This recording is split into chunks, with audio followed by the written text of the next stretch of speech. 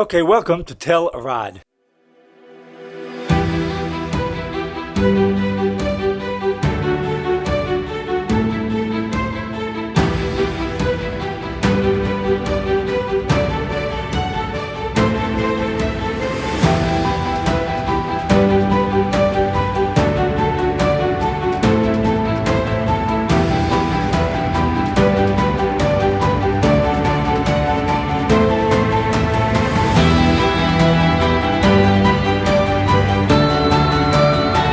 We're located 14 miles west of the Dead Sea and 28 miles east of Beersheba in the Negev Desert. This location was important because it was a spot where two roads conjoined, one coming from the south, Beersheba, and the second from the east, the Dead Sea.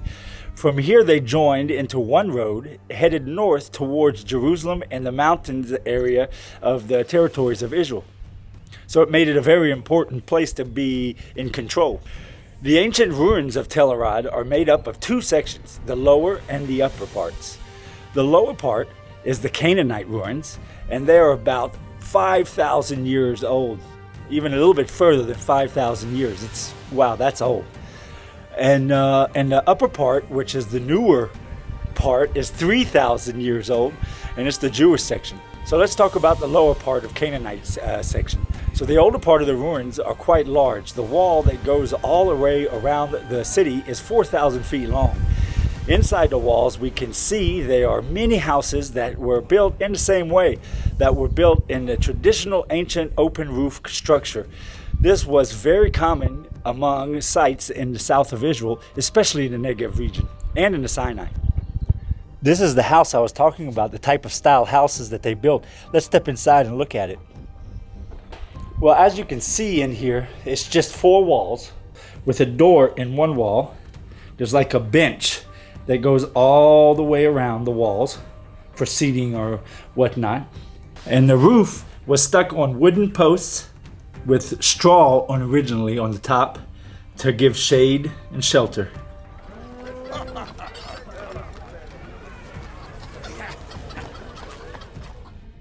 As we look around this part of the ruins, we can see that all the houses were built the same without any changes between them. This tells us that the Canaanite village, there wasn't really any separation of the classes. Everyone was pretty much about the same. It's not, you can't see any like wealthy houses or anything. They were all pretty much the same houses. So this is what we was talking about here in the Canaanite, down in the lower village. There was no separation of the classes. All the houses here you can see, they're all built the same. What we would call today cookie cutter houses, where they're all exactly the same, one right after the other. So it showed that everyone here was on the same plane. No one was above anyone. As we know, the Canaanites were pagan worshipers. So as well as having community buildings here, they for trade and gathering, we also see quite a few pagan altars and sacrifices. As usual, and as often mentioned on these tours of ancient Israel, water was always an issue for the settlers of those times. Here at Arad, they had built an elaborate underground channeling system that would catch every drop of rain down into the cisterns down in the lowest part of the city here. Here is the original cistern down at the very lowest spot in the oldest Canaanite section here, where they originally stored the water. From here, the Israelites that added the extra cistern up at the top fortress, they would come here, let this fill up as well, come here with pails of water and march it up and put it in the cistern that we see inside the fortress in the Israelite section for when the fortress was under siege or something. So they had more water to be able to outstand the attack. It is believed the Canaanites from here were in trading relationships with Egyptians. It is believed that they were selling asphalt from the Dead Sea region. Around the Dead Sea, there's caches of asphalt, and Egyptians would use asphalt, would need a constant supply of asphalt for their embalming. That's what the Egyptians used to do the embalming process before they mummified their mummies. It seems like around 4,500 years ago, the climate became drier in this area and caused the Canaanite community to leave and since cease to exist from their village. So about 1,500 years, there was no community in Arad, and it was abandoned. One thing very nice they always do here in all these archaeological places here in Israel and all these ancient ruins is they have this line. This line shows the old and the new. This is what actually was found, and whatever's above this line, they just reconstructed to help you see what it was like.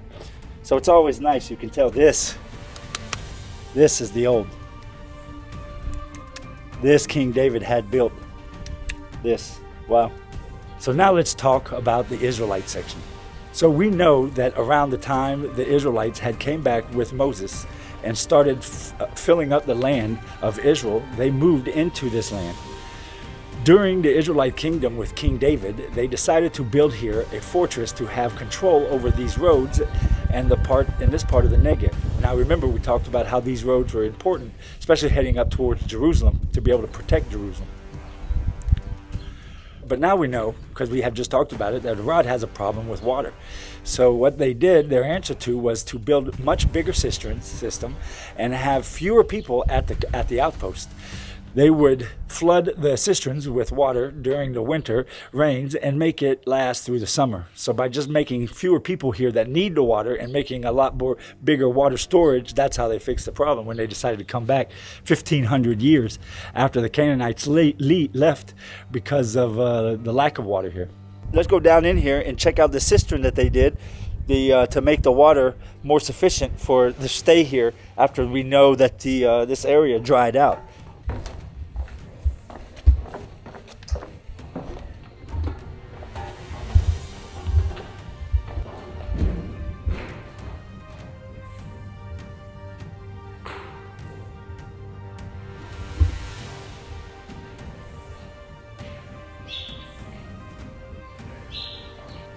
In Judges 1:16, it reads, and the children of Canaanite, Moses' father-in-law, went up out of the city of palm trees with the children of Judea into the wilderness of Judea, which lieth in the south of Arad. And they went and dwelt among the people. The entrance is on the eastern side of the fortress, which watchtowers on all four corners. So they really made this into a really good fortress. This fortress stood from the time of David till the destruction of the first temple, which was 586 BC. The Adamites came and destroyed the fortress here. This fortress was one of many that the Israelites had to protect their land and the roads leading to Jerusalem. This outpost was a small one with a small number of soldiers here. So down inside the lower section of this fortress, we find what you would expect: the dwelling areas and the storage rooms and for supplies. There are no nearby cities to resupply quickly, so the storage rooms are large and to hold plenty of needed food and other necessities.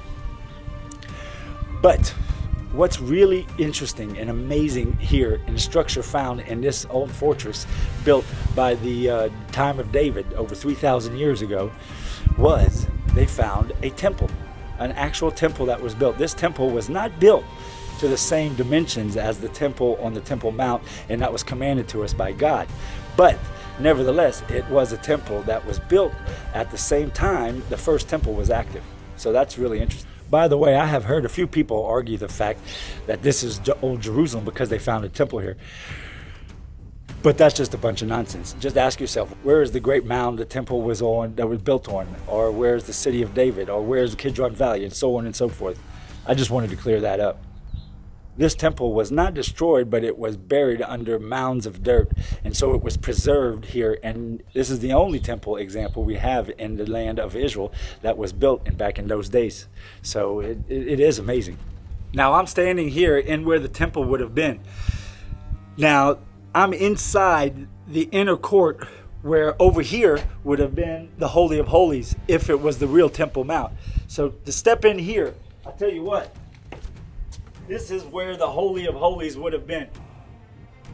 And if it was really here, even though today it's not, I would be still scared and nervous to go in there.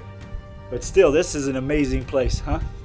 So right here at the entrance to the courtyard for the only temple that's left in Israel that's built by the days of the first temple. And actually, it's the only temple left built from back in those old days. The only temples you can see today are replicas, except for this one. This one was actually built over 3,000 years ago. It's the only one in the land, in the world, that is like this. So as we do now, we have these little things that I give out to people who give most subscribers. And if you want to win it, what I'm going to do is I'm going to put some of the dirt from right here from where this temple was built, right here, the only temple in Israel, in the world, that was built 3,000 years ago.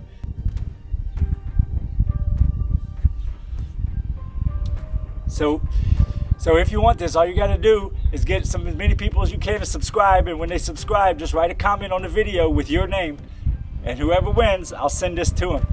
The dirt from the entrance of the only temple left in the whole world, built back over 3,000 years ago.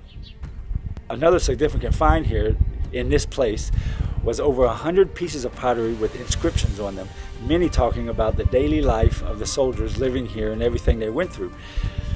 Two in particular were of great significance. They mentioned two people from the priestly families that are in the Bible. One is Pashar from Ezra 2:38 and Marmarith from Ezra 8:33.